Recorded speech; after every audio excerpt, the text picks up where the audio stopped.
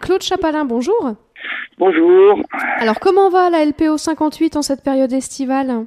Alors, la LPO 58 est très occupée en cette période de toute fin de printemps, début d'été, avec une météo qui a été assez capricieuse. Et puis maintenant, on est tombé en quelque sorte dans l'été très, très brutalement. Et au niveau de la nidification des oiseaux, les choses ont démarré en quelque sorte très vite. Se sont précipités pour beaucoup d'espèces. Donc, c'est votre préoccupation actuelle? C'est une préoccupation, oui et non. Non, disons que nous suivons. Nous sommes obligés de nous adapter à cette accélération, en quelque sorte, des saisons, parce que ça, c'est un phénomène. Les agriculteurs le constatent au niveau de leur travail, de leur récolte, etc. Et nous, on le constate aussi au niveau de l'accélération de la nidification des oiseaux. Oui, puisque le climat a bien sûr toute son importance. Alors, le climat a toute son importance. Est-ce qu'il faut tout mettre sur le dos du réchauffement climatique? Personnellement, je n'en sais rien, mais il y a sans doute des éléments d'explication de ce côté-là. Très bien, alors on est ensemble pour parler plus particulièrement des sternes. C'est des oiseaux qui nous viennent des côtes de l'Afrique de l'Ouest. Alors, est-ce que vous pouvez nous en dire plus sur ces oiseaux? Alors, ce sont des oiseaux qui nous viennent des côtes d'Afrique de l'Ouest, oui, en ce sens que c'est là qu'elles passent la saison d'hiver, mais la moitié de leur vie, et en particulier leur reproduction, se passe en Europe et largement en France, et en grande partie sur le cours de la Loire et de l'Allier, et en bonne partie dans la Nièvre. Disons que la Nièvre est importante pour ces espèces-là, par la présence de la Loire et de l'Allier. Alors, la Loire et l'Allier, sont vraiment propices à l'installation des sternes. Tout à fait. Tout à fait. Donc, pour expliquer les choses d'une façon un petit peu générale, ce sont des oiseaux qui ont ainsi un mode de nidification un peu particulier, en ce sens que ces espèces, puisqu'il y en a deux, on en reparlera peut-être après, pondent à même le sol, sur le sable ou sur les graviers nus. Il leur faut des îlots de Loire ou d'Allier, donc décapés par les crues, sans végétation, de façon à ce qu'elles puissent voir et leurs prédateurs arriver éventuellement. Donc elles nichent à même le sable. Pour elles, c'est un avantage. Ça peut être aussi un inconvénient, en ce sens qu'elles sont à la merci d'autres prédateurs à pattes, par exemple, dont les humains. Alors, on aura l'occasion d'en reparler un petit peu plus tard. Alors, vous le disiez, il y a deux espèces qui sont actuellement présentes sur le département. Alors, on a deux espèces en France. C'est la sterne pierre-garin et la sterne naine, qui est plus petite, comme son nom le laisse entendre. La sterne pierre-garin qui a un bec rouge, la sterne naine qui a un bec jaune, qui est plus petite, donc on les distingue assez facilement de cette façon-là, mais leur mode de nidification est identique. Une autre différence, c'est que les sternes pierre-garin arrivent avant les sternes naines. Avril pour les pierre-garins, toute fin avril, début mai pour les naines, mais sinon c'est le mode de nidification est le même. Très bien, alors ce sont des espèces qui sont donc protégées, notamment et plus particulièrement leur nid. Oui, alors ce sont des espèces protégées comme beaucoup d'autres.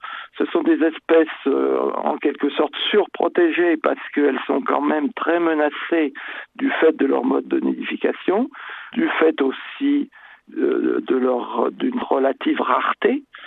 Pour les nœuds versoirs, c'est quelque chose de très visible et spectaculaire, mais au niveau de la France, la Nièvre donc est dans une situation particulière qui les nivernais peuvent admirer facilement ces espèces qui sont hors de portée de beaucoup d'autres personnes en France. Donc elles sont en quelque sorte surprotégées par un arrêté préfectoral, alors qui protège pas seulement leur nid au sens strict, mais qui protège leur site de nidification, puisque ce sont les îlots où elles s'installent, les grèves de sable où elles s'installent, qui sont temporairement interdites d'accès, parce que quand un promeneur, un pêcheur, un baigneur, un chien s'approche de l'île ou va aborder l'île, toute la colonie s'envole, ce qui met évidemment les œufs, les poussins en grand danger, à la merci d'autres prédateurs, en particulier les corneilles par exemple. C'est pour ça qu'on ne protège pas uniquement les nids, mais le périmètre des grèves ou des îles où s'installent ces espèces. Alors ces périmètres interdits à l'humain, est-ce que il y a d'autres actions que l'on pourrait faire pour venir en aide et protéger tout du moins ces espèces? Tout un chacun ne peut pas intervenir. Même nous nous abstenons d'aborder évidemment sur ces îlots, entre autres quand il s'agit de compter le nombre de nicheurs, on compte de loin à la lunette. Quand on passe en bateau sur la rivière, on n'aborde pas sur l'îlot, on aborde en amont ou en aval pour observer de loin.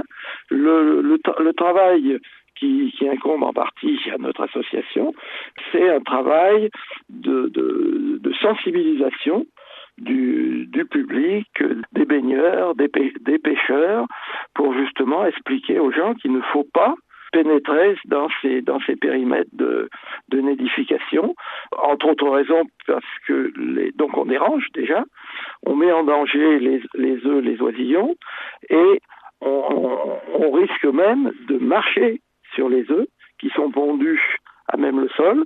Alors c'est valable pour les sternes naines, c'est valable pour les sternes pyrgarin, mais c'est valable aussi pour d'autres espèces qui nichent sur les grèves de Loire, je pense au petit gravelot par exemple. On risque de marcher sur ces œufs qui sont pondus à même le sol et qui sont de couleur très cryptique, comme on dit, en ce sens qu'ils sont bien camouflés, ils sont couleur gravier, couleur sable, et très difficiles à voir. On peut très bien les écraser par mégarde. Ouais, il faut rester loin de ces lieux de nidification, voilà. D'autant plus qu'il y a des sanctions, bien sûr, qui ont été mises. Alors, bien sûr, il y a des sanctions. Entre autres, je pense à la police municipale de Nevers qui fait un gros travail et de sensibilisation et de surveillance et éventuellement qui peut prendre des sanctions. Je pense à l'Office national de la chasse et de la faune sauvage qui est là pour surveiller et éventuellement verbaliser les personnes qui seraient en infraction. Très bien. Les amendes peuvent aller à 1 500 €. Ouais, donc vaut mieux laisser ces oiseaux tranquilles et les observer de loin. Oiseaux le plus raisonnable et de ne pas se mettre hors la loi et surtout de respecter ces espèces.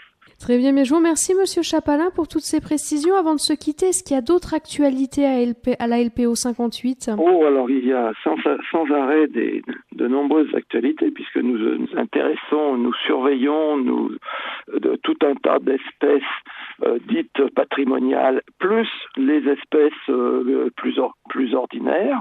Alors déjà par des recensements, puisque vous avez sans doute entendu parler, les auditeurs ont sans doute entendu parler d'une baisse très grave de ce qu'on appelle la biodiversité ordinaire, c'est-à-dire les petits oiseaux communs, les pinsons, les mésanges, les linottes, etc., les oiseaux des champs en général, qui ont perdu dans 30% de leurs effectifs depuis une vingtaine d'années, entre autres depuis une série d'enquêtes que dans notre jargon on appelle stock, suivi temporaire des oiseaux communs, qui ont montré donc la baisse des effectifs de pratiquement toutes les espèces les plus communes, les plus banales. Alors on peut dire justement qu'elles sont banales et sans intérêt, c'est tout à fait faux, puisqu'elles sont le signe d'une dégradation du milieu dans lequel nous vivons. Donc c'est des constats qui sont un petit peu alarmants quand même, Des constats dont tout le monde a parlé parce que le muséum, entre autres, a publié là au début du printemps, le muséum a publié les résultats de ses enquêtes. Ça a fait bouger un certain nombre de choses. S'il en a été beaucoup question dans les journaux, entre autres, j'espère que le public est sensible. On a de plus en plus de questions en ce sens dans les rencontres que l'on a avec le public. Les gens ont pris conscience d'un certain nombre d'une catastrophe discrète, mais catastrophique quand même. Très bien, donc il faut quand même rester vigilant. Et il faut rester vigilant. Et nous, une bonne part de notre travail associatif, justement, donc, c'est cette sensibilisation du public. Très bien, bien. Je vous remercie encore une fois, Monsieur Chapalin. Est-ce que vous voulez rajouter quelque chose pour terminer? Écoutez, non, merci déjà de retransmettre ces inquiétudes. Merci de retransmettre ces inquiétudes auprès de vos auditeurs. Et puis qu'ils n'hésitent pas à nous contacter, entre autres par le biais de notre site participatif qui s'appelle Faune-Nièvre. Vous trouvez ça sur Internet sans problème. Il ne faut pas que, disons, que l'observateur moyen ne doit pas hésiter à mettre ces données parce que ça contribue à cette connaissance de ce qu'on appelle la biodiversité ordinaire. Et c'est celle qui est justement discrètement en baisse, on va dire. Malheureusement, c'est une catastrophe silencieuse. Donc, il ne faut pas hésiter à faire part de ces observations. Hein. Voilà, tout un chacun peut nous alerter et, entre autres façons, en mettant les observations de son jardin, tout simplement, sur faunenièvre.org. Très bien, bien, merci encore une fois. Vous voulez rajouter quelque chose? Non, écoutez, merci de votre attention. Merci de penser à nous pour transmettre ces messages. Eh bien, merci à vous.